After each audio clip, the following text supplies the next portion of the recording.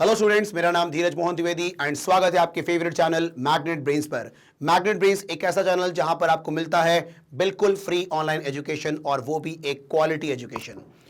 और आपको मैं एक और बात बताना चाहता हूं कि मैग्नेट ब्रेन्स पर किंडरगार्टन से लेकर क्लास 12 तक के सारे बुक्स और ई बुक्स अवेलेबल हैं। आपको क्या करना है, सिंपल आपको डिस्क्रिप्शन में जाना है, वहां पर आपको एक फॉर्म मिलेगा, उस फॉर्म को आप फिलअप करें, फिर जो हमारी टीम है वो आपसे कांटेक्ट करेंगी। तो ये जो बुक्स आपके अवेलेबल हैं ये डिफरेंट सेगमेंट्स में कैटेगराइज्ड है, ठीक है। लाइक आपका sample paper book, MCQ books, तो डिफरेंट सेगमेंट्स में आपको ये बुक मिलेंगे, है ना, जो कि आपके लिए बहुत ही बेनिफिशियल रहेगा, ठीक है। तो चलें अभी अपन शुरू करते हैं आपके क्लास 12 फिजिक्स का जो चैप्टर है, चैप्टर नंबर 7 ऑल्टरनेटिंग करंट का आज हम देखने वाले हैं एनसीईआरटी सॉल्यूशन, ठीक है।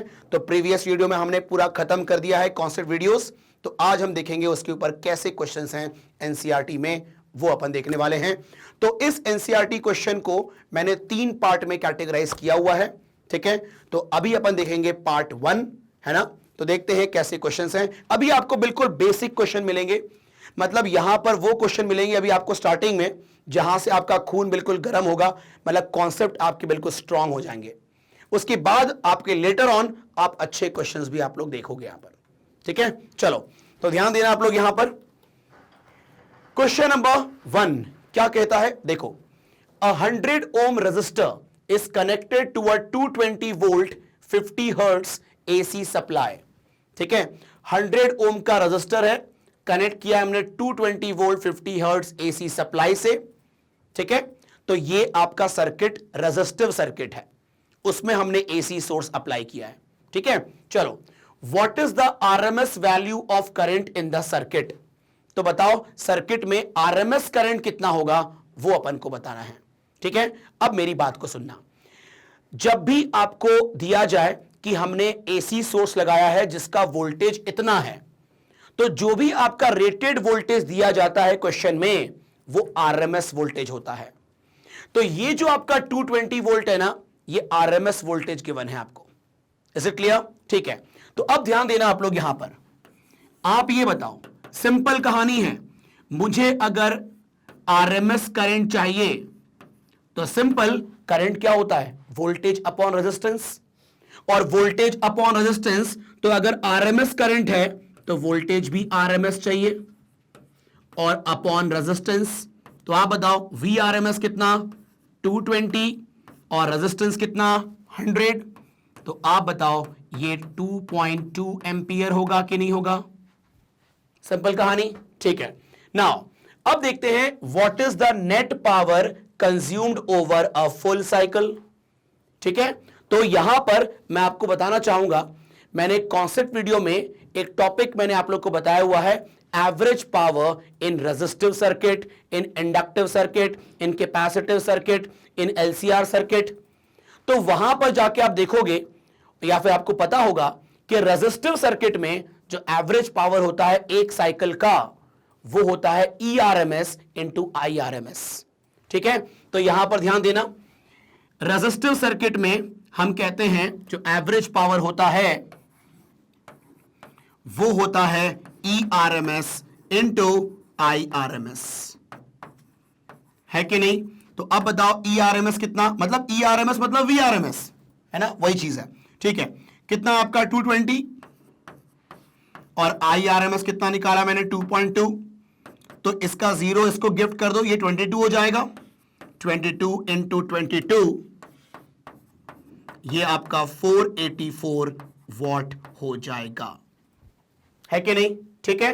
चलो, तो ये हो गया आपका सिंपल सा क्वेश्चन नंबर 1, क्लियर, ठीक है। चलो अब यहां पर हम बात करेंगे क्वेश्चन नंबर 2।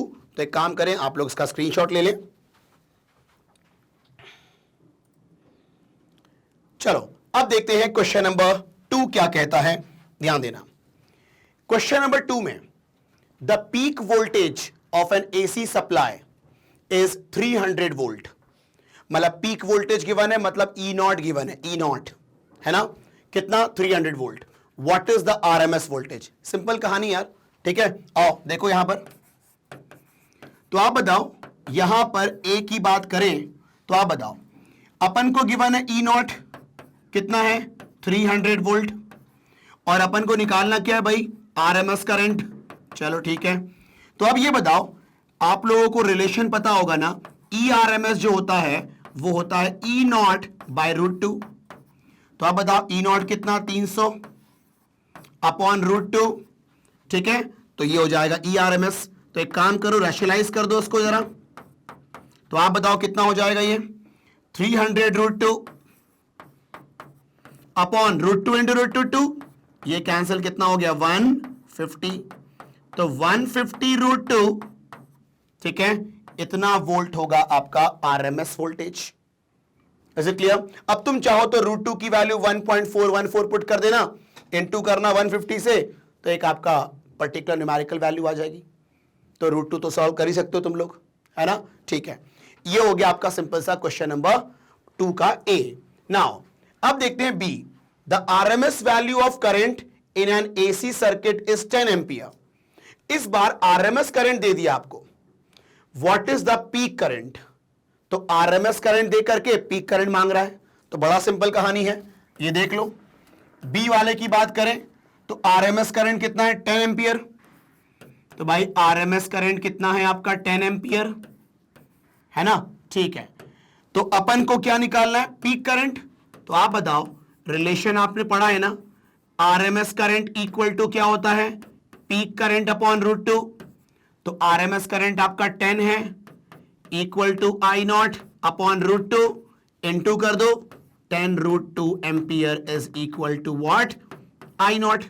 अब यहां पर रूट 2 की वैल्यू पुट कर दो भाई। लो, मैं यहां पर, ये इजी है तो मैं ये आपको कर देता हूं, 1.414 इनटू करो तो कितना हो जाएगा आपके पास, 10 इंटू करोगे तो 14.14, इतना हो जाएगा आपका पीक करंट। इजी ना? ठीक है, चलो, तो ये हो गया आपका सिंपल सा क्वेश्चन नंबर 2। तो ये बिल्कुल बेसिक क्वेश्चन चल रहे हैं, बिल्कुल वार्म अप क्वेश्चन चल रहे हैं अभी आपके, ठीक है। अभी यहां पर आपके कॉन्सेप्ट बिल्डअप होंगे क्वेश्चन को करने के बाद, फिर लेटर ऑन आपको अच्छे क्वेश्चंस देखने को मिलेंगे, है ना, स्पेशली इन एडिशनल एक्सरसाइज, ठीक है। चलो, तो इसका आप लोग जरा स्क्रीनशॉट ले लो। चलें, अब देखते हैं यहां पर नेक्स्ट क्वेश्चन, क्वेश्चन नंबर 3 क्या कहता है, ध्यान देना। क्या बोल रहा है, a 44 milli henry inductor is connected to a 220 volt 50 hertz AC supply, ठीक है। Determine the RMS value of current in the circuit. अब इस बार इंडक्टिव सर्किट है, सिर्फ इंडक्टर है उसमें, है ना, और उसमें आरएमएस वोल्टेज गिवन है। मैंने कहा था ना कि जो वोल्टेज गिवन रहता है क्वेश्चन में वो आरएमएस रहता है। जब तक पीक वोल्टेज ना यूज कर ले वर्ड, तब तक आप उसको आरएमएस ही मानोगे। क्लियर? ठीक है, तो आरएमएस वोल्टेज कितना है, 220 वोल्ट, और इंडक्टर का इंडक्टेंस कितना है, 44 मिली हेनरी। अपन को निकालना है आरएमएस करंट, ठीक है। तो ये देखो, सिंपल सी कहानी है, ध्यान देना। आरएमएस करंट अगर निकालना है तो करंट होता है वोल्टेज अपॉन रेजिस्टेंस, और इंडक्टिव सर्किट में जो रेजिस्टेंस होता है वो होता है एक्सेल, इंडक्टिव रिएक्टेंस, है ना। तो ये होगा आपका simple Vrms upon XL. Inductive circuit में जो रेजिस्टेंस होता है वो एक्सेल होता है ना, दैट इज इंडक्टिव रिएक्टेंस। इसकी यूनिट भी ओम होती है, ठीक है। चलो, तो अब बताओ Vrms कितना है, 220। एक्सेल निकालने के लिए ओमेगा एल करना होगा, ठीक है। चलो, अब बताओ 220 अपॉन ओमेगा, ओमेगा को क्या लिखते हैं भाई, 2 pi into F into L, बोलो हाँ है ना, ठीक है। अब बताओ देख करके 220 अपॉन 2 पाई, पाई को लिखा 22/7, और फ्रीक्वेंसी कितनी है आपकी 50 हर्ट्ज, और यहां पर एल कितना है 44 मिली हेनरी। तो मिली हेनरी को कन्वर्ट करना होगा हेनरी में, तो 10 की पावर -3 का इंटू करना होगा, है ना। मिली को कन्वर्ट करना है अपने को हेनरी में, तो 10 की पावर -3 का इंटू करना होगा, ठीक है। अब बताओ, साफ दिख रहा है यहां पर, ये 0 निपटा दो, ये 22 कैंसिल, ठीक है, 7 ऊपर कर दो, अपॉन 2 5 10 इंटू 44 इंटू 10 की पावर -3। अब देखो 10 की पावर 1, 10 की पावर -3, 10 की पावर -2, और ऊपर कर दो तो 7 इंटू 10 की पावर 2 अपॉन 44 है कि नहीं, इतना एम्पियर आएगा। और सॉल्व कर लेते हैं भाई। तो आप बताओ IRMS कितना हो जाएगा, तो आप बताओ 7 इंटू, इसको 100 बोले, 7 इंटू 100 अपॉन 44, तो 2 से कैंसिल करते हैं 22, ये आपका 50, ये आपका 11, ये आपका 25। तो आप बताओ 7 इंटू 25 कितना होगा, 175 अपॉन 11, तो कैंसिल करोगे तो कितना आएगा 1, फिर कितना 11 6 5 15, ठीक है, फिर आपका कितना हो गया आपका 55 5, तो 6 5 मतलब 10, 15.9 के आसपास होगा, है कि नहीं, ठीक है, सिंपल कहानी। चलो तो ये हो गया आपका क्वेश्चन नंबर 3, तो आप लोग उसका स्क्रीनशॉट लें, फिर बात करते हैं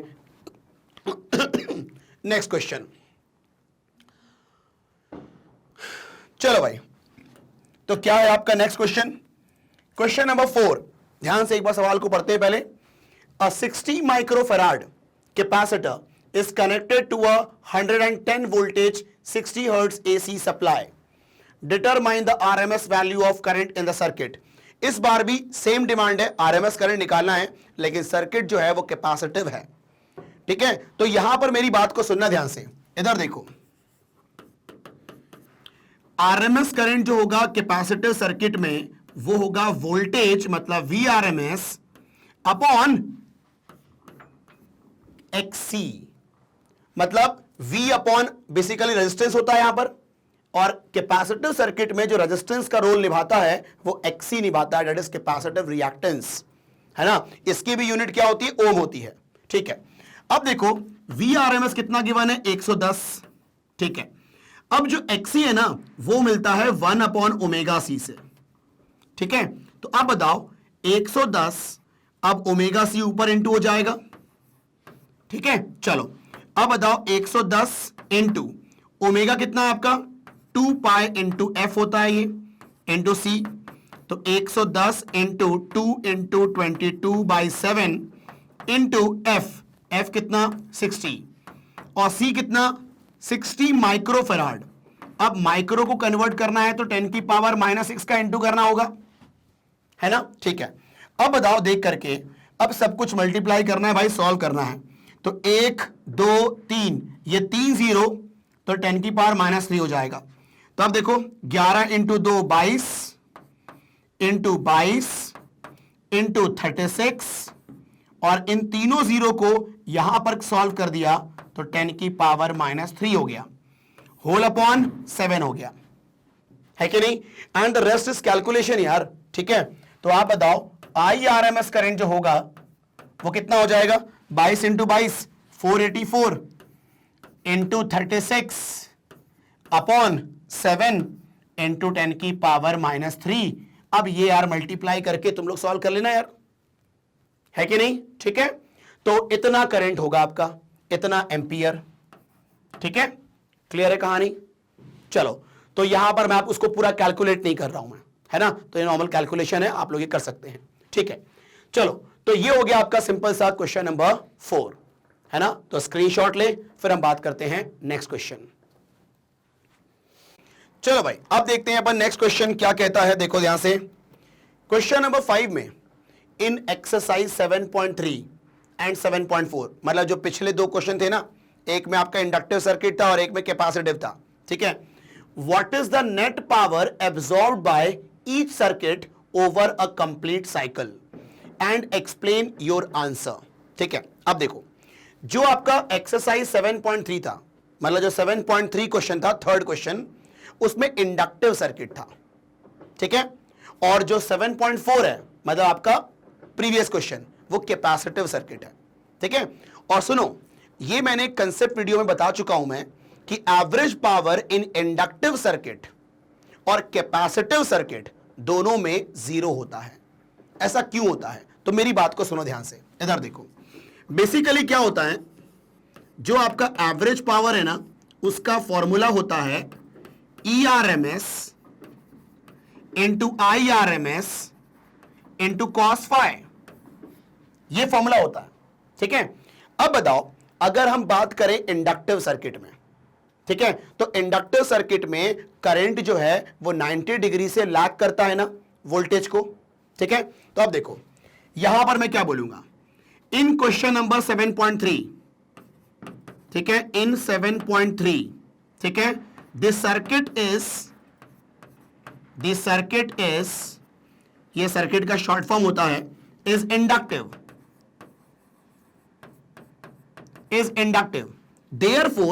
therefore current lag behind voltage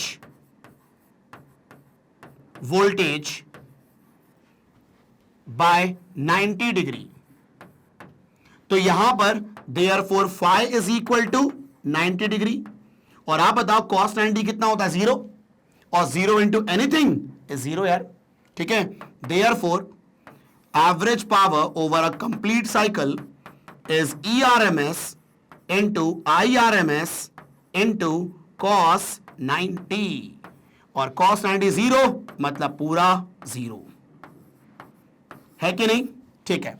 फिर अगर हम बात करें कि आपका जो सर्किट है जो 7.4 है, मतलब प्रीवियस क्वेश्चन, यहां पर मैंने 7.4 नहीं लिखा हुआ है, ठीक है, मतलब 7.4 का मतलब फोर्थ क्वेश्चन यहां पर देखा जाए तो, ठीक है। तो पिछला जो क्वेश्चन था उसमें आपका सर्किट क्या था, कैपेसिटिव था। अब भैया कैपेसिटिव सर्किट में भी तो करंट लीड करता है वोल्टेज को 90 डिग्री से, तो भले करंट लीड कर रहा है वोल्टेज को, लेकिन आपका फेज डिफरेंस तो 90 डिग्री का है ना, मतलब फाई की वैल्यू तो 90 ही होगी, ठीक है। तो अब देखो यहां पर अगर हम बात करें, ऐसा बोलेंगे in question number 7.4 this circuit is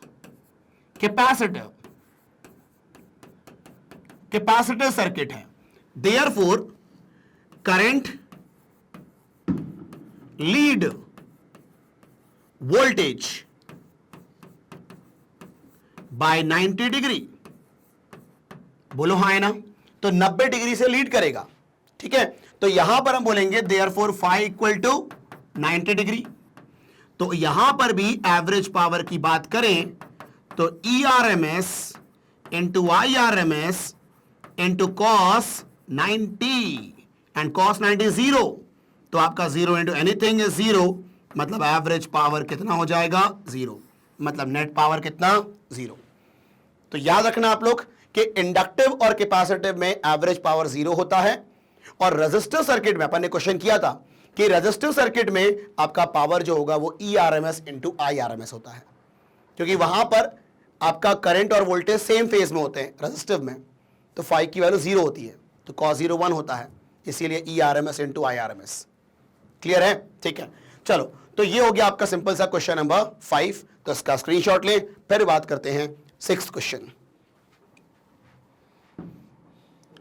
चलें, अब देखें यहां पर ध्यान से, जो नेक्स्ट क्वेश्चन है क्वेश्चन नंबर 6, ध्यान देना आप लोग, क्या बोल रहा है, obtain the resonant frequency omega R of a series LCR circuit with L equal to this and C equal to this and R equal to this. What is the Q value of the circuit?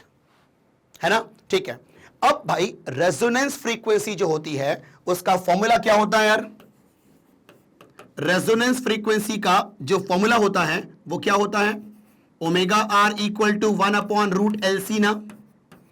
तो simple कहानी, L और C को put करो, solve करो, तो √L into सी। L की value कितनी है भाई, 2 हेनरी है, C की वैल्यू कितनी है, 32 माइक्रोफराड है, तो 10 की पावर -6 करना होगा।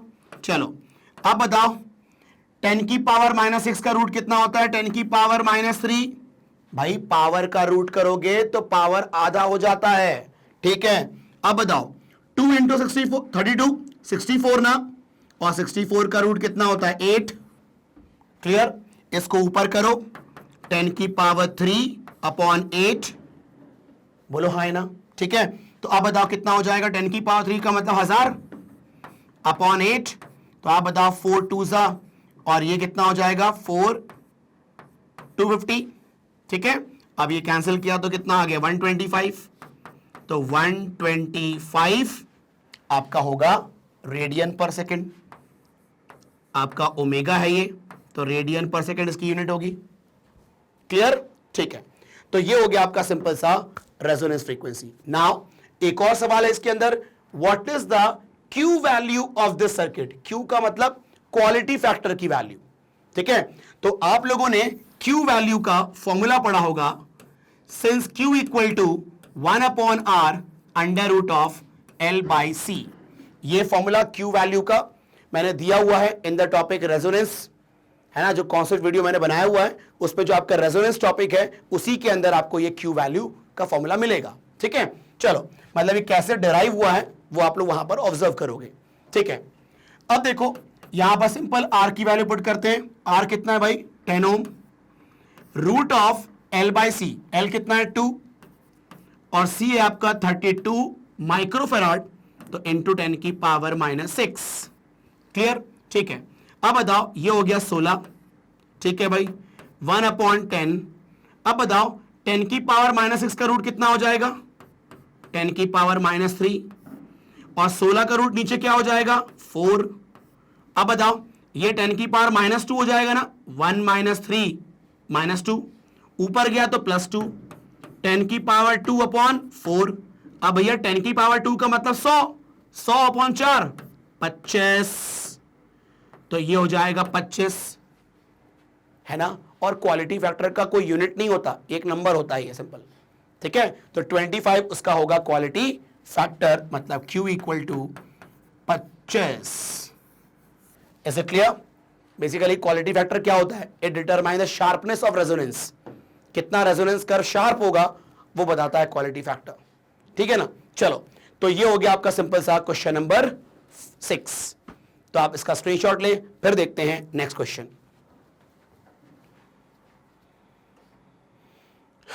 चलो भाई, अब देखते हैं अपन नेक्स्ट क्वेश्चन, क्वेश्चन नंबर 7। देखो सवाल में क्या बोल रहा है, a charged 30 microfarad capacitor is connected to a 27 milli henry inductor. ठीक है, what is the angular frequency of free oscillation of circuit? तो यहां पर इंडक्टर और कैपेसिटर को आपस में कनेक्ट किया हुआ है। ठीक है, तो मेरी बात को सुनना ध्यान से। जब इंडक्टर और कैपेसिटर आपस में कनेक्ट होते हैं तो क्या होता है, जैसे मान लो कैपेसिटर को तुमने चार्ज कर दिया, ठीक है, और फिर उसको तुमने जब इंडक्टर से कनेक्ट करोगे तो कैपेसिटर डिस्चार्ज होना शुरू होगा, है कि नहीं? मतलब वो एक सोर्स की तरह काम करेगा और वो करंट प्रोवाइड करेगा किसको? इंडक्टर को। तो धीरे धीरे कैपेसिटर की एनर्जी कम होते जाएगी और इंडक्टर की एनर्जी बढ़ते जाएगी। ठीक है, फिर जब ये पूरी तरीके से डिस्चार्ज हो जाएगा ना, तो फिर इस इंडक्टर का मैग्नेटिक फील्ड कोलैप्स होना शुरू हो जाएगा। ठीक है, तो अब जो इंडक्टर में एनर्जी थी अब वो कम होने लगेगा और फिर कैपेसिटर चार्ज होने लगेगा ऑपोजिट डायरेक्शन में। तो ये जो कहानी है ना, यहां पर बेसिकली क्या होता है कि जब इंडक्टर और कैपेसिटर आपस में कनेक्टेड होते हैं, ठीक है, तो एनर्जी जो होता है उसका ऑसिलेशन होता है बिटवीन कैपेसिटर एंड इंडक्टर। मतलब पहले कैपेसिटर के पास एनर्जी होगी हाफ CV², ठीक है, उसके बाद कुछ समय के बाद वो पूरी एनर्जी कहां चली जाएगी? इंडक्टर के पास, है कि नहीं? हाफ LI² फॉर्मूला होता है इंडक्टर की एनर्जी। फिर उसके बाद उसकी एनर्जी कम होकर के फिर यहां पर ये फिर चार्ज हो जाएगा। ये मतलब ऐसे करके एनर्जी का ऑसिलेशन होगा बिटवीन इंडक्टर एंड कैपेसिटर। तो बेसिकली ये आपका LC ऑसिलेशन का क्वेश्चन है, ये है ना, जो कि अपने सिलेबस में नहीं है इस बार। ठीक है, तो लेकिन NCERT में तो कोई चेंजेस किया नहीं उसने। ठीक है, इसलिए अपन इसका सिर्फ क्वेश्चन कर देता हूं मैं, बाकी क्योंकि LC ऑसिलेशन सिलेबस में नहीं है, ठीक है, तो ये क्वेश्चन आने के चांसेस नहीं है। ठीक है, तो देखो यहां पर, तो LC ऑसिलेशन में जब आपका एनर्जी का ऑसिलेट होता है, मतलब कभी एनर्जी कैपेसिटर के पास, कभी इंडक्टर के पास, फिर कैपेसिटर के पास, तो ये जो ऑसिलेशन है एनर्जी का, इसकी फ्रीक्वेंसी जो होती है ना, वो सेम होता है जो रेजोनेंस फ्रीक्वेंसी का एक्सप्रेशन होता है। ठीक है, क्या होता है देखो, यहां पर भी आप बोलोगे जो ओमेगा है वो आपका 1/√ऑफ LC होता है।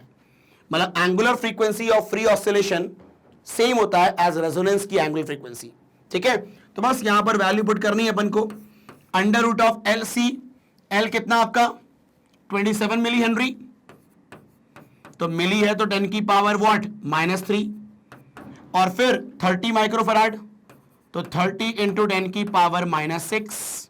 चलो अब देखो ध्यान से यहां पर, तुम बताओ अगर मैं थोड़ा सा स्मार्ट वर्क करूं तो ये बताना 27 इंटू 3 81 होता है कि नहीं होता? ठीक है भाई, और इसका 0 इसको दे दिया तो 10 की पावर -5 हो गया। ठीक है, इसका 0 इसको दे दिया तो 10 की पावर -5 हो गया, और 10 की पावर -5 और 10 की पावर -3 10 की पावर -8 ना। अब देखो इनका रूट हो जाएगा, 81 का रूट 9 होता है, 10 की पावर -8 का रूट 10 की पावर -4 होता है, ये ऊपर चला जाएगा 10 की पावर 4/9। ठीक है, तो अब यहां पर अगर कैलकुलेशन कर दूं मैं तो ओमेगा इक्वल टू 1/9 इंटू 10 की पावर 4 बोल सकते हैं। अब ये बताओ 0.101 फिर 101 मतलब 0.1111 होगा 10 की पावर 4, तो ये बताओ इसको 1.111 लिख सकते हैं 10 की पावर 3 ना। बोलो हाँ है ना। तो इतना आपका होगा रेडियन पर सेकेंड। Is it clear? ठीक है, चलो तो ये हो गया आपका सिंपल सा क्वेश्चन नंबर 7। ये लेकिन क्वेश्चन एग्जाम में नहीं आ सकता बिकॉज एलसी ऑसिलेशन अपने सिलेबस में नहीं है। ठीक है, ये कहानी है। चलो तो आप लोग इसका स्क्रीनशॉट ले लें, फिर बात करते हैं अपन। बस ये फॉर्मूला ध्यान रखना आप लोग, और क्या, जो कि बिल्कुल सेम है एज रेजोनेंस फ्रीक्वेंसी। ठीक है, चलो भाई अब देखते हैं क्वेश्चन नंबर 8 क्या कहता है। वो क्वेश्चन नंबर 8 में क्या बोल रहे हैं कि suppose the initial charge on the capacitor in exercise 7.7, मतलब पिछले क्वेश्चन में। ठीक है, अगर मान लो कैपेसिटर में चार्ज कितना है 6 मिलीकूलम, पिछले वाले क्वेश्चन में कैपेसिटर और इंडक्टर था ना, तो उसी क्वेश्चन में अगर कैपेसिटर का चार्ज इतना हो जाए तो what is the total energy stored in the circuit initially. तो आप बताओ, सिंपल सी कहानी है कि अगर पिछले वाले क्वेश्चन में जो कैपेसिटर के जिक्र था उसमें अगर इतना चार्ज है तो बताओ कितना एनर्जी था इनिशियली। तो भैया इनिशियल में तो सिर्फ कैपेसिटर के पास था एनर्जी, है ना, क्योंकि कैपेसिटर चार्ज था तो उसके पास होगी एनर्जी, इंडक्टर के पास तो था नहीं। जब कैपेसिटर को कनेक्ट किया होगा इंडक्टर से तब एनर्जी उसकी वहां पर गई होगी, है कि नहीं। तो आप बताओ, यहां पर मैं ये कहूंगा कि initially the total energy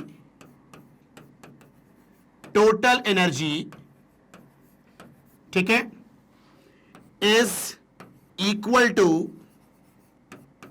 energy of capacitor,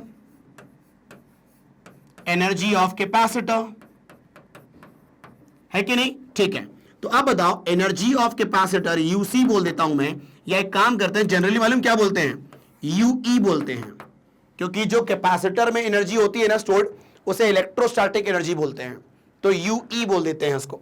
ठीक है, तो ये क्या हो जाएगा half into Q square by C, half CV square भी होता है, लेकिन यहां वोल्टेज कहां गिवन है, यहां पर चार्ज गिवन है और पिछले क्वेश्चन की बात कर रहा है तो उसका कैपेसिटेंस भी गिवन है अपन को, है कि नहीं।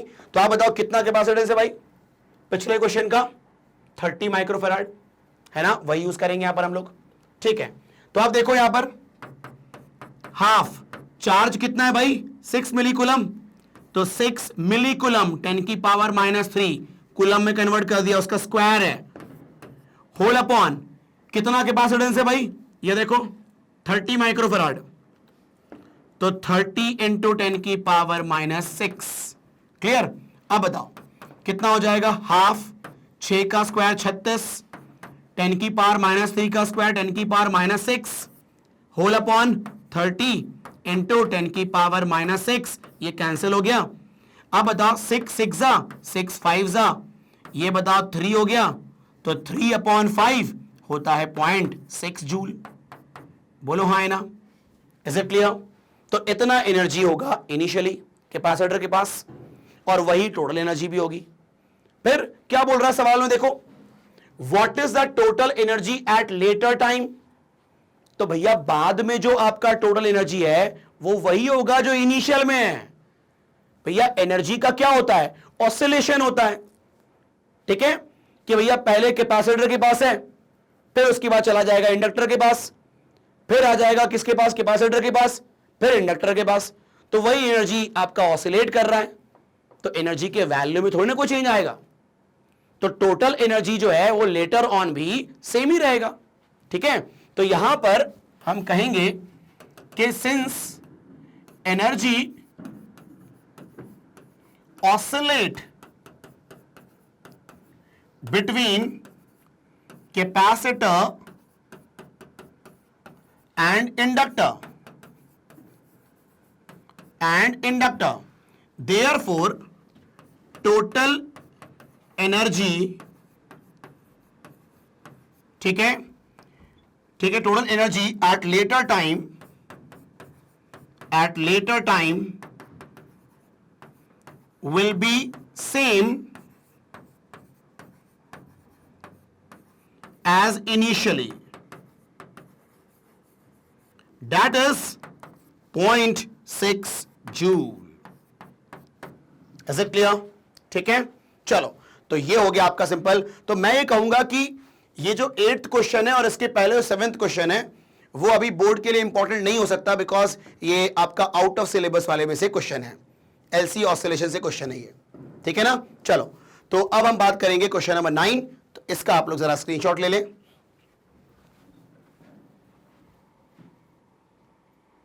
चलो भाई, अब देखते हैं नेक्स्ट क्वेश्चन क्या कहानी है, ध्यान देना। क्वेश्चन नंबर 9 में देखो क्या बोल रहा है। A series LCR circuit with R equal to 20 ohm, L 1.5 henry, C 35 microfarad is connected to a variable frequency 200 volt, मतलब आरएमएस वोल्टेज गिवन है, AC supply, when the frequency of supply equal the natural frequency of circuit, what is the average power transferred to the circuit in one complete cycle? तो कितना average power होगा एक complete cycle में। अब मेरी बात को सुनो ध्यान से, यहां पर क्या बोला, जब फ्रीक्वेंसी सर्किट के नेचुरल फ्रीक्वेंसी के बराबर हो जाएगी, तो कौन सी frequency, applied frequency. Applied frequency अगर सर्किट के फ्रीक्वेंसी के बराबर हो जाएगी, मतलब रेजोनेंस कंडीशन आ जाएगा, है कि नहीं। मैं ये कहता हूं कि रेजोनेंस कंडीशन का मतलब अचानक से करंट की वैल्यू में इंक्रीमेंट, पीक करंट अचानक से मैक्सिमम, उसे कहते हैं रेजोनेंस कंडीशन। और यह कंडीशन तब आती है जब दोनों की फ्रीक्वेंसी मैच कर जाती है। मतलब सर्किट की फ्रीक्वेंसी कैसे कैलकुलेट करोगे, 1/√LC से, है कि नहीं। और वही फ्रीक्वेंसी अगर आपने दे दी तो दोनों फ्रीक्वेंसी मैच कर गई, तो रेजोनेंस कंडीशन आ गया, अचानक से करंट की वैल्यू मैक्सिमम हो जाएगी। तो यहां पर जो उसने कहा है कि frequency of supply equals the natural frequency of circuit, मतलब रेजोनेंस कंडीशन की बात कर रहा है वो, है ना। तो फ्रीक्वेंसी जब मैच कर जाती है तो रेजोनेंस कंडीशन आ जाता है, ठीक है ना। तो अब यहां पर ध्यान देना, यहां पर आप क्या बोलोगे आंसर में,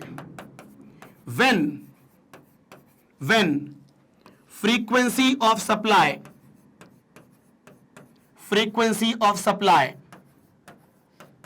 ठीक है, equal to what, natural frequency of circuit,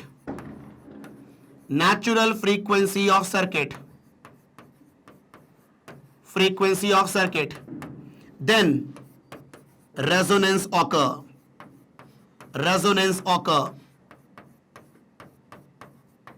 है कि नहीं, ठीक है।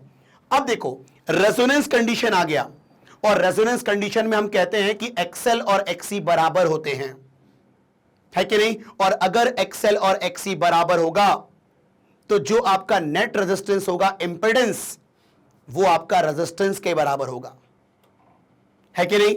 और अगर नेट इंपेडेंस आपका रेजिस्टेंस के बराबर है, मतलब जो आपका सर्किट है वो आपका रेजिस्टिव बन जाएगा। और ये आपको पता होना चाहिए, ठीक है। ये आप लोगों ने अगर रेजोनेंस पढ़ा हो, ठीक है, तो मैं कहना चाहता हूं कि अगर रेजोनेंस कंडीशन है एलसीआर सर्किट में, तो वो एक रेजिस्टिव सर्किट होता है, और अगर रेजिस्टिव सर्किट है तो उसका एवरेज पावर क्या होगा? सिंपल ERMS इंटू IRMS, है ना? तो ध्यान देना बेटा आप लोग यहां पर, इधर देखो, सुनो मेरी बात को। तो हम कहते हैं कि रेजोनेंस ऑकर, ठीक है, एंड एट रेजोनेंस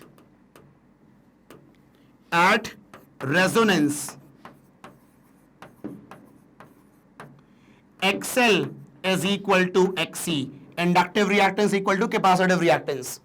अब बताओ, since Z equal to under root of R square plus XL minus XC का होल स्क्वायर होगा, ये होता है फॉर्मूला। अब क्योंकि ये बराबर है तो हम बोलेंगे देयरफॉर Z इक्वल टू, ये बराबर है तो उनका डिफरेंस जीरो हो जाएगा, और जीरो का square is zero, and zero plus R square, मतलब ये R हो गया। मतलब सर्किट का जो इंपेडेंस है, मतलब नेट रेजिस्टेंस, वो आपका R ही हो जाएगा, ठीक है। तो हम यहां पर बोलेंगे देयरफॉर सर्किट बिकम रेजिस्टिव, है ना। और सर्किट अगर रेजिस्टिव हो गया, therefore average power is equal to ERMS into IRMS। Actually में फॉर्मूला क्या होता है? ERMS into IRMS into cos phi, लेकिन यहां पर सर्किट रेजिस्टिव है तो करंट और वोल्टेज सेम फेज में होंगे, तो फाई की वैल्यू 0 डिग्री होगी, तो cos 0 1, इसलिए लिखा नहीं मैंने cos को, ठीक है। चलो अब ध्यान देना आप लोग यहां पर, ERMS कितना गिवन है? 200, और भाई IRMS मेरे पास अभी नहीं है। चलो इसकी जुगाड़ कर लेते हैं, कोई दिक्कत वाली बात नहीं है, ठीक है। आप बताओ RMS करंट जो होगा वो हम लिख सकते हैं क्या फिर से? आपका RMS voltage upon net resistance, और यहां पर जो नेट रेजिस्टेंस है वो इंपेडेंस है, और जो इंपेडेंस है वो R है, ठीक है। तो यहां देखो अपॉन रेजिस्टेंस, तो 200, ये फिर से आपका 200 आ गया, और Z बेसिकली R है, तो ये हो गया आपका 200, अभी इंटू ना करें अपन, अब देखो अपॉन 40, रेजिस्टेंस कितना है आपका? सॉरी 20, रेजिस्टेंस कितना है आपका? 20। तो ये बताओ, ये कैंसिल, ये आपका 10 इंटू 200 इज 2000 वॉट। बोलो हाँ है ना? ये होगा आपका average power. Is it clear? ठीक है। तो यहां पर जब फ्रीक्वेंसी मैच कर जाती है ना यार, तो रेजोनेंस कंडीशन आ जाता है। तो यहां पर रेजोनेंस की कहानी है एक्चुअली में, ठीक है। चलो, तो ये हो गया आपका क्वेश्चन नंबर 9। तो आप लोग जरा इसका स्क्रीनशॉट लें, फिर बात करते हैं क्वेश्चन नंबर 10। चलो भाई, तो आप देखते हैं क्वेश्चन नंबर आपका 10 क्या कहता है। तो ध्यान देना, 10th क्वेश्चन में बोल रहे हैं कि a radio can tune over the frequency range of portion of megawatt broadcast band 800 kilohertz to 1200 kilohertz. मतलब इस बैंड में हम रेडियो को ट्यून करेंगे, ठीक है। If it's LC circuit has an effective inductance of 200 micro Henry, what must be the range of its variable capacitor. तो यहां पर अगर इंडक्टेंस आपका इतना है, तो बताओ कैपेसिटर का जो कैपेसिटेंस है उसका रेंज क्या रखेंगे। मतलब कैपेसिटर का रेंज क्या रखेंगे ताकि हम इतना फ्रीक्वेंसी हासिल कर पाएं, ठीक है। मतलब 800 किलोहर्ट्ज से लेकर के 1200 किलोहर्ट्ज की फ्रीक्वेंसी अचीव करने के लिए कैपेसिटेंस का रेंज क्या होना चाहिए, ठीक है। तो अब मेरी बात को सुनना ध्यान से, इधर देखना आप लोग। अगर हम बात करें फ्रीक्वेंसी, है ना, अगर हम बात करें फ्रीक्वेंसी की in case of LC circuit, तो जो आपका फ्रीक्वेंसी का फॉर्मूला होता है ओमेगा, वो होता है 1/√LC, ठीक है। अब यहां पर क्योंकि मुझे दिया हुआ है फ्रीक्वेंसी नॉट एंगुलर फ्रीक्वेंसी, तो इसको आप करोगे 2 pi into F equal to 1/√LC। तो यहां से f की वैल्यू कितनी होगी? तो f होगा आपका 1/2 पाई रूट LC। तो यहां से अगर मैं c की वैल्यू निकालना चाहूं, ठीक है, तो मैं क्या करूंगा, यहां पर स्क्वायरिंग कर दूंगा मैं, F square equal to 1/4 pi square और L इंटू सी। क्लियर? तो अब बताओ, यहां पर c को ऊपर करो, एफ स्क्वायर को नीचे करो, तो C equal to 1/4 into L into F square. Clear?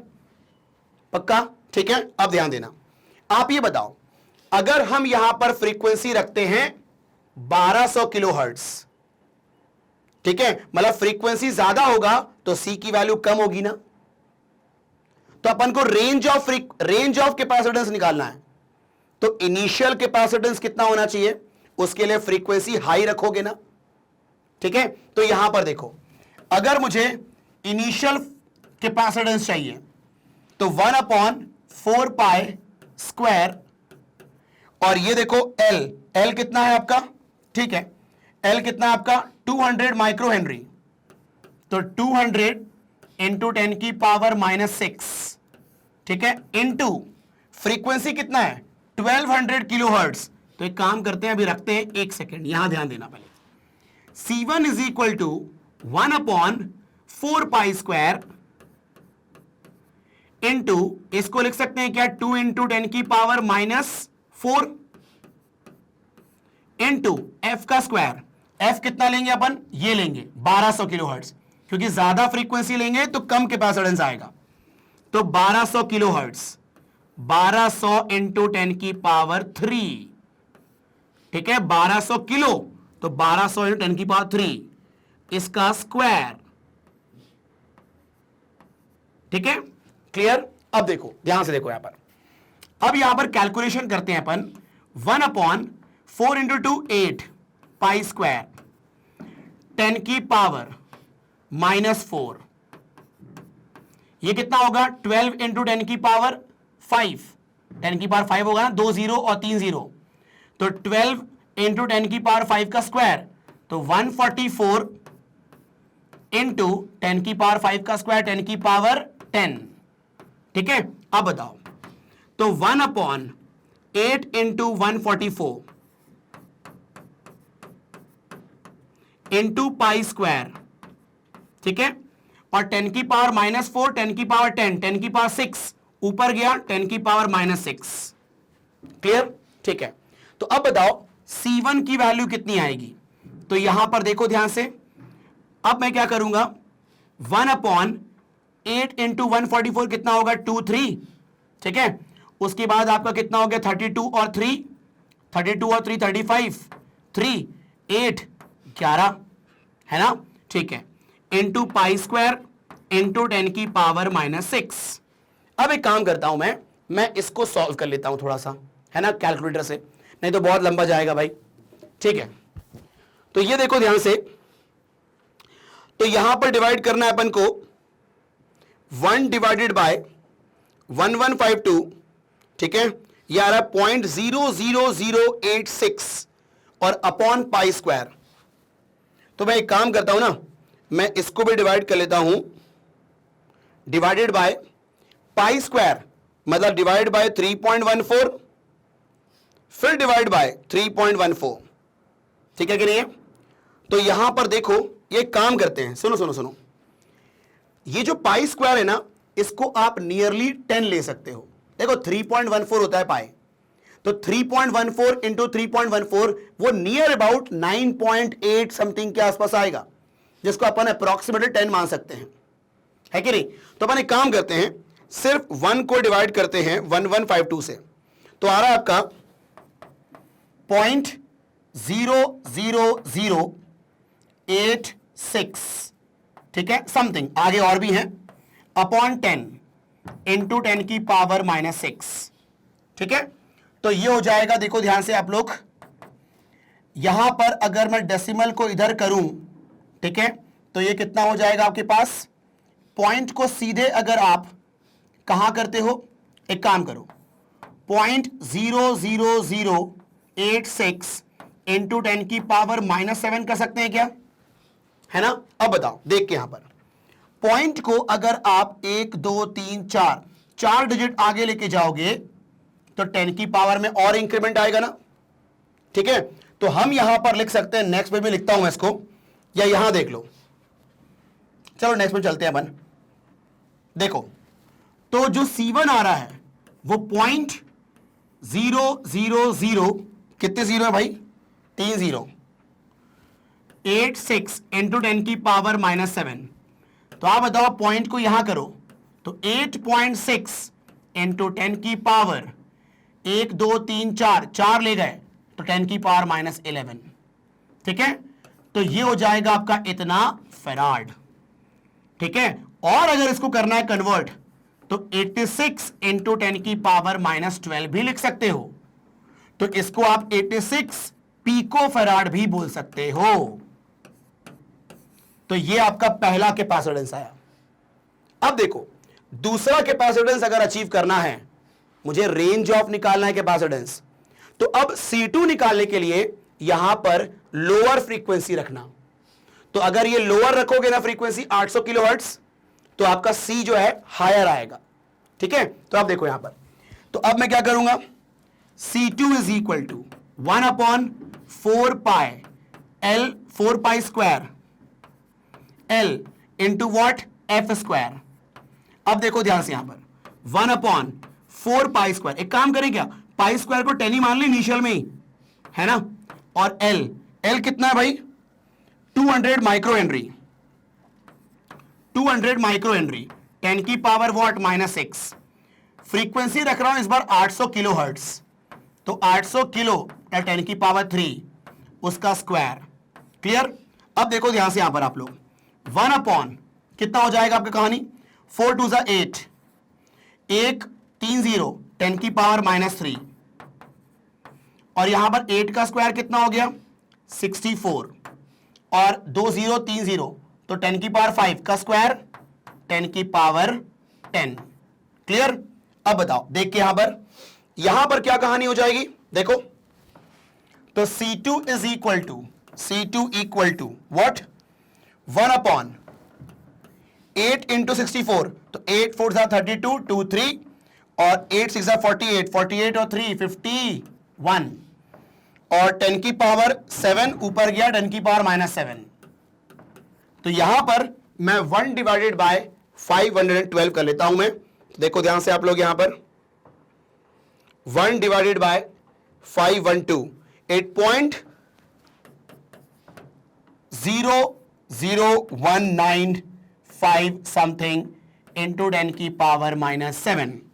अब बताओ देख के पॉइंट को अगर आप यहां लेके जाते हो ताकि ये भी बन जाए कितना 12, तो 1 2 3 4 5 195 इंटू 10 की पावर -12 लिख सकते हो, मतलब 195 पीको फराड लिख सकते हो आप। तो आप बताओ C1 कितना आया 86 पीको फराड, C2 कितना आया 195 pico farad.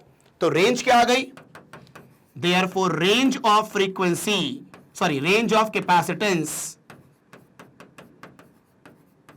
Is 86 pico farad to 195 pico farad. है कि नहीं, ये कहानी है। Is it clear. ठीक है, चलो तो यहां पर क्या बोला कि अगर मुझे 800 किलोहर्ट्ज से लेकर के 1200 किलोहर्ट्ज तक की फ्रीक्वेंसी की रेंज रखनी है और उसमें इंडक्टेंस फिक्स है, तो आप बताओ कैपेसिटर का कितना रेंज रखें ताकि वो फ्रीक्वेंसी की रेंज अपन को मिल जाए। तो हर करस्पॉन्डिंग फ्रीक्वेंसी के लिए हमने काम कर लिया, C निकाल लिया, और मैंने हायर फ्रीक्वेंसी के लिए C1 निकाला इनिशियल कैपेसिटेंस, और लोअर फ्रीक्वेंसी करस्पॉन्डिंग क्या निकाला, हायर कैपेसिटेंस, क्योंकि आपका कैपेसिटेंस और फ्रीक्वेंसी इनवर्सली है कि नहीं। ठीक है, तो एक काम करें आप लोग इसका स्क्रीनशॉट लें, पहले एक काम करें इसका ले लें स्क्रीनशॉट, फिर इसका स्क्रीनशॉट ले लें। चलो भाई अब हम देखते हैं नेक्स्ट क्वेश्चन क्या कहता है। तो लास्ट क्वेश्चन करेंगे अपन इस पार्ट का, है ना, ध्यान देना। क्वेश्चन नंबर 11 में देखो, फिगर शोज अ सीरीज LCR सर्किट। ये आपका सीरीज LCR सर्किट दिख रहा है आपको, तीनों सीरीज में लगे हुए हैं, है ना, connected to a variable frequency 230 volt. तो 230 वोल्ट इसका RMS वोल्टेज है। ठीक है, L गिवन है, C गिवन है, सॉरी, एंड R गिवन है अपन को। ठीक है, तो तीनों की वैल्यू अपन को गिवन है। ठीक है, now determine the source frequency which drive the circuit in resonance. अपन को क्या निकालना है, सोर्स फ्रीक्वेंसी जो सर्किट को ड्राइव करे रेजोनेंस में, तो रेजोनेंस फ्रीक्वेंसी निकालने के लिए बोल रहा है ना हमसे, वो है कि नहीं? तो सिंपल अपन को निकालना है ए वाले में रेजोनेंस फ्रीक्वेंसी, और रेजोनेंस फ्रीक्वेंसी जो होता है F equal to 1/2 pi under root of L C ना, है कि नहीं भाई? ओमेगा होता तो 2 पाई नहीं होता, तो ओमेगा इक्वल टू 1/√LC, तो ओमेगा को लिखा 2 पाई एफ, तो F equal to 1/2 pi root LC, है कि नहीं? ये होता है रेजोनेंस फ्रीक्वेंसी। अब कुछ नहीं करना, एल और सी की वैल्यू पुट करनी है, सॉल्व करना है। आ जाओ करते हैं अपन। ये देखो 1/2 पाई रूट LC, तो आप बताओ LC, L कितना 5, C कितना भाई 80 माइक्रोफैराड, माइक्रोफैराड 10 की पावर -6। नाउ अब देखो कितना हो जाएगा 1/2 पाई, बताओ 5 इंटू 80 कितना 400 है ना, तो ये हो जाएगा आपका 400 इंटू 10 की पावर -6। अब बताओ फ्रीक्वेंसी की वैल्यू कैसे निकालेंगे, देखो तो यहां पर देखो F इज इक्वल टू 1/2 पाई, बोलो 400 का रूट कितना होता है भाई 20, और 10 की पावर -6 का रूट कितना होता है 10 की पावर -3, है कि नहीं? अब बताओ देख के यहां पर ये 10 की पावर -2, 10 की पावर -2 हो जाएगा, और ऊपर गया 10 की पावर 2, और 2 2 सा 4, 4 पाई, ये होता है 100, 100 बाई 4 25, 25 बाई पाई, है ना? तो 25 बाई पाई आपका होगा हर्ट्ज, ठीक है? अब चाहो तो पाई की वैल्यू पुट करके सॉल्व कर सकते हो, है ना? तो देखो यहां पर मैं कर देता हूं, frequency equal to 25 by pi, तो 25/22/7, 25 इंटू 7/22, ये होता है आपका 175/22, तो कितना हो जाएगा ये? तो अगर मैं बात करूं 22, तो 175 है ना आपका ये, तो 22 इंटू अगर मैं करता हूं 8 से, तो ये कितना हो जाएगा 6, और ये आपका 16 176 होगा, मतलब 7 पॉइंट कितना होगा आपके पास? तो अगर मैं 22 को 7 से करता हूं तो कितना हो जाएगा 154, माइनस करेंगे कितना आएगा भाई? तो 6 60, 15 और 6 21, 210, मतलब 210 का मतलब 7.9 समथिंग, तो 7.9 आपका होगा यहां पर हर्ट्ज। तो ये रेजोनेंस फ्रीक्वेंसी है। Is it clear? ठीक है, अब हम देखते हैं यहां पर सेकेंड पार्ट क्या कह रहा है। देखो ध्यान से, इधर देखो, सेकेंड पार्ट में क्या है? Obtain the impedance of the circuit and the amplitude of current at the resonant frequency.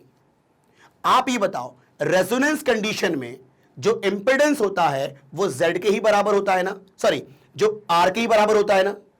Resonance condition में बताओ क्या होता है, XL और XC बराबर होते हैं, ठीक है? तो वहां पर जो इंपेडेंस होगा वो रेजिस्टेंस के ही बराबर होता है, ठीक है? चलो मैं आपको और बताता भी हूं, कोई दिक्कत नहीं है। और फिर अपन को एम्पलीट्यूड बतानी है करंट की भी, मतलब I0 भी बताना है अपन को, ठीक है? चलो अब देखो यहां पर बी पार्ट की बात करें, है कि नहीं? बी पार्ट है कि सेकेंड पार्ट है? बी पार्ट है, ठीक है। अब देखो आप ये बताओ, since impedance equal to under root of R square plus XL minus XC का होल स्क्वायर, ठीक है? अब बताओ एट रेजोनेंस हम क्या कहते हैं, एक्सएल इक्वल टू एक्सी, और अगर दोनों बराबर है तो जीरो हो गया ये, तो हम बोलेंगे देयरफॉर Z इक्वल टू, ये जीरो हो गया, under root of R square is R, और आर हमारा कितना है? तो आर हमारा कितना है 40 ओम, तो ये आपका हो गया 40 ओम। क्लियर? ठीक है, चलो अब यहां पर एम्पलीट्यूड पूछ रहा है वो, एम्पलीट्यूड ऑफ करंट मतलब पीक करंट, ठीक है? मतलब I0 मांग रहा है, तो I0 क्या होता है, E0 अपॉन Z, और यहां पर Z जो है वो R ही है, मतलब E0 बाय R, ठीक है? अब बताओ लेकिन अपन को जो वोल्टेज दिया हुआ है ये आरएमएस दिया हुआ है, तो एक काम करते हैं, अपन को ई नॉट को आरएमएस में कन्वर्ट करना है। तो आप बताओ, यहां पर देखो ध्यान से, इसको अभी 1 दो, since E naught by root 2 होता है क्या ई आरएमएस, और ये बताओ E naught by root 2 equal to RMS voltage कितना है 230, रख दो यहां पर। तो आप बताओ ई नॉट कितना हो जाएगा 230 रूट 2, बोलो हाँ है ना। तो हम क्या करेंगे, ई नॉट की जगह रखेंगे 230 रूट 2, ठीक है।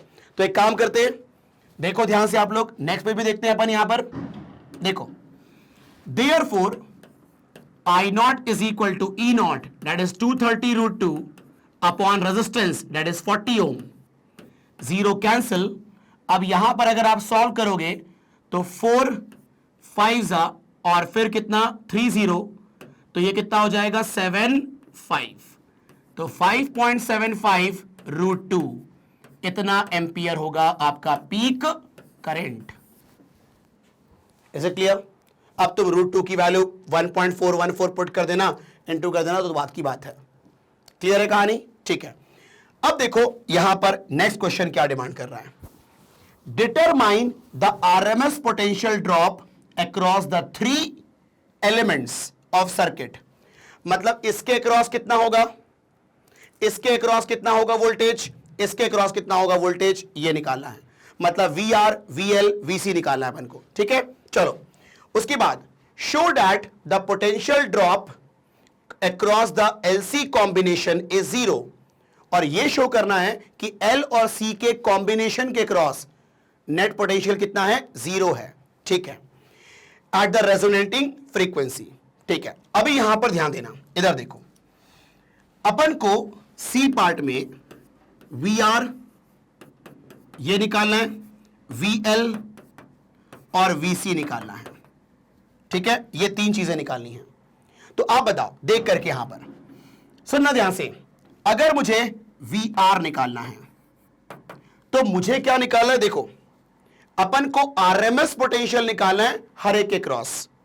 मतलब ये जो वी आर है ये आरएमएस वोल्टेज है, ठीक है, रजिस्टर के क्रॉस, तो ये होगा I R M S into R, बोलो हाँ है ना। अब ये बताओ आई आर एम एस को लिख सकते हैं ना I naught by root 2 into R, ठीक है। अब बताओ आई नॉट हमारे पास है ना 5.75 रूट 2, तो आप बताओ 5.75 root 2 upon root 2 into R, R कितना है 40, ये कैंसिल आउट। तो आप बताओ देख के कि वी आर कितना हो जाएगा आपके पास, 0 गिफ्ट करो तो 57.5 इंटू 4, तो आप बताओ देख करके यहां पर 4 का मल्टीप्लाई करोगे तो 4 5 20 0 2, ठीक है। तो यहां पर क्या हो जाएगा 28 और 2 30 0 3, और फिर 4 5 20 23 ना, बोलो हाँ है ना। आ रही है बात समझ में आपको यहां पर, ठीक है। चलो तो आपका रेजिस्टर के क्रॉस वोल्टेज कितना होगा 230 वोल्ट, है ना। और ये तो होना भी था क्योंकि रेजोनेंस कंडीशन है, तो उस केस में आपका जो टोटल वोल्टेज होता है ना वो रेजिस्टर का ही वोल्टेज होता है, और टोटल वोल्टेज जो था वो 230 वोल्ट था, वही आपका रेजिस्टर के क्रॉस होता है वोल्टेज। क्योंकि रेजोनेंस कंडीशन में वीएल और वीसी आपस में कैंसिल आउट हो जाते हैं, तो आपका जो वी है वो आपका वी आर के ही बराबर होता है कि नहीं, ठीक है। अब बताओ मुझे निकालना है वीएल, तो ये क्या होगा I R M S into what XL, ठीक है। अब बताओ आई आर एम एस, तो आई आर एम एस आपका क्या होगा, यही चीज this by root 2 I nought by root 2, लेकिन एक्सएल जो होगा वो ओमेगा एल होगा, है कि नहीं, ठीक है। अब यहां पर ओमेगा अपन को निकालना पड़ेगा, वही रेजोनेंस फ्रीक्वेंसी, ठीक है। अब बताओ आई नॉट कितना है 5.75 रूट 2 अपॉन रूट 2, और ओमेगा कितना होगा आपका 1 अपॉन रूट एल सी, और ये आपका एल वैसा का वैसा, ये कैंसिल आउट 5.75 ठीक है, यहां पर रूट एल कैंसिल हो गया, under root of L by C बोल सकते हैं इसको, है ना। इसको लिखो root L into root C, तो रूट एल कैंसिल, तो रूट एल, और root L upon root C is root of L by C. ठीक है, अब देखो यहां पर वैल्यू पुट करते हैं, आओ, under root of L by C, L कितना है भाई 5, सी कितना है 80 माइक्रोफेराड, तो ये 5 और ये 80 माइक्रोफेराड 10 की पावर -6। क्लियर। अब बताओ, देख के यहां पर ये अगर हम सॉल्व करेंगे तो 5 इंटू 16 है कि नहीं, ठीक है। अब बताओ, ठीक है, ये हो गया आपका 5 इंटू 16, है ना। अब देखो 5.75, 16 का रूट नीचे कितना हो जाएगा 4, 10 की पावर -6 का रूट नीचे क्या हो जाएगा 10 की पावर -3, ठीक है।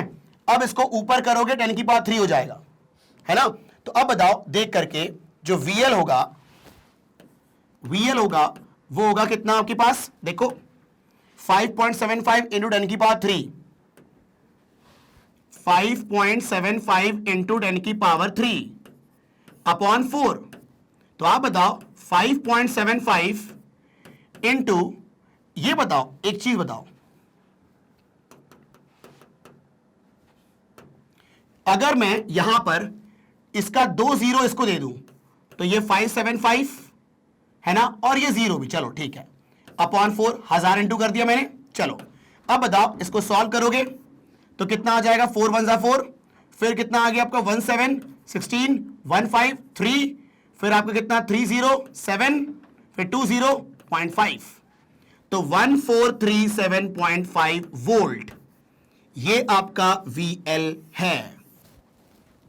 है ना। Now similarly we can calculate VC also, तो आप बताओ VC जो होगा वो होगा IRMS इंटू XC, ठीक, और IRMS मतलब I नॉट बाई रूट 2 और XC का मतलब 1 अपॉन ओमेगा C, ठीक है, और I नॉट कितना है अपना भाई 5.75 root 2 upon root 2 into 1 upon omega C, omega होता है 1 upon root LC into C, तो आप बताओ रूट 2 कैंसिल, तो आप बताओ VC इक्वल टू 5.75, यहां पर रूट LC ऊपर आ गया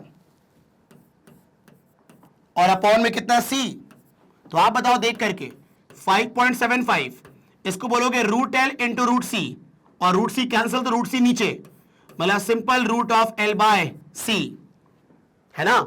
और आप देखो ध्यान से, अगर इसमें भी देखो तो ये भी तो वही था 5.75 रूट ऑफ LC, तो जब बिल्कुल सेम वैल्यू पुट करोगे then you will get same value ना यार, 5.75 वही आपका L5 C 80 माइक्रोफेराड, ठीक है, सॉल्व करोगे then you will get same answer this, भाई बिल्कुल सेम कहानी चल रही है, तो 1437.5 वोल्ट, मतलब VL और VC की वैल्यू सेम है कि नहीं, ठीक है। और रेजोनेंस कंडीशन में आपका वोल्टेज अक्रॉस इंडक्टर और कैपेसिटर सेम होता है भाई, ठीक है, लेकिन आपका VL ऊपर होता है और VC नीचे होता है कि नहीं, मतलब दोनों के बीच में जो एंगल होता है वो 180 डिग्री का होता है। तो यहां पर अगर मैं नेट वोल्टेज निकालना चाहूं across, net voltage across LC combination, तो वो होगा आपका VL माइनस VC, और दोनों की सेम वैल्यू है, तो ये आंसर कितना आएगा 0 आएगा। तो LC कॉम्बिनेशन मतलब L और C का जो नेट वोल्टेज होगा वो 0 होगा, क्यों, क्योंकि आपका VL ऊपर की तरफ होता है तो VC नीचे की तरफ होता है। आ रही है बात समझ में आपको। तो ये पूरी कहानी थी पिक्चर में, है ना। तो अच्छा सवाल था, बहुत कुछ पूछ लिया इसके अंदर, है ना। तो एक काम करो पहले आप लोग, हाँ पहले आप लोग इसका स्क्रीनशॉट ले लें, फिर आप लोग इसका स्क्रीनशॉट ले लें, फिर इसका स्क्रीनशॉट ले लें, नाउ फिर दिस वन, ठीक है। चलो, तो यहां पर अपना ये जो टॉपिक है, मतलब ये जो पार्ट 1 है, ये कंप्लीट होता है, ठीक है। तो अब हम बात करेंगे नेक्स्ट पार्ट में क्वेश्चन नंबर 12 से, ठीक है। तो ऐसी वीडियो को देखने के लिए क्या करना है आपको, सिंपल magnetbrains.com पे जाना है, या फिर जो मैग्नेट ब्रेन्स का यूट्यूब चैनल है वहां पर आप जाएं। वहां पर आपको ऐसे बहुत सारे कोर्सेज मिलेंगे जो कि बिल्कुल फ्री ऑफ कॉस्ट है, ठीक है। ऐसा बिल्कुल नहीं है कि 1-2 टॉपिक पढ़ने के बाद कोई कूपन लगाना पड़ रहा हो, कोई पेमेंट करना पड़ रहा हो, ऐसा बिल्कुल नहीं है।